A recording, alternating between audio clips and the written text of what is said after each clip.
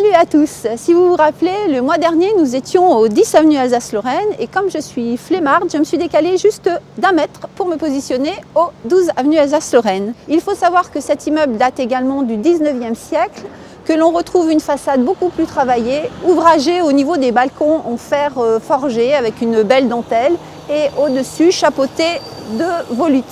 Il faut savoir qu'au 2e étage habitait à l'époque le maire de Grenoble, Édouard Rey, et c'est lui aussi qui créa l'avenue Alsace-Lorraine en 1888. L'idée était de relier la gare au centre-ville, puisqu'à l'époque, elle était considérée comme très loin. On disait que la gare était à la campagne. J'enchaîne sur l'info IMO du mois, qui est plutôt une réponse à la question que mes vendeurs et mes acquéreurs me posent assez souvent, c'est-à-dire le timing qu'on a entre le compromis de vente et l'acte de vente. Si vous signez votre compromis de vente, admettons le 1er mars, il faut savoir que l'acquéreur a 10 jours pour se rétracter, donc sans forcément de raison précise, juste par caprice, et dans ces cas-là, malheureusement, on repart à zéro, sans indemnité pour le vendeur.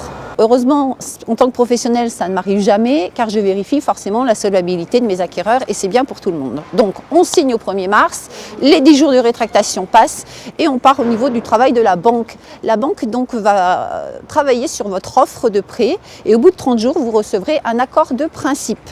Donc ça, c'est rassurant, mais ça n'a aucune valeur juridique. Il faut donc attendre encore quelques jours pour recevoir votre offre de prêt par recommandé. Et là, on ne se précipite pas non plus pour la signature. Vous avez encore, en tant qu'acquéreur, 10 jours de réflexion pour savoir si vous êtes sûr de vouloir faire votre prêt.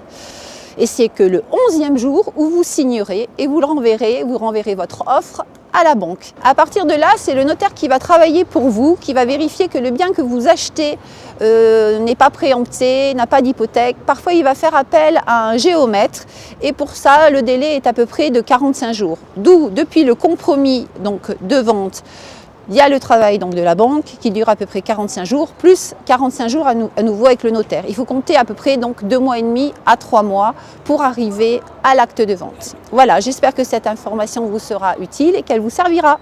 À bientôt!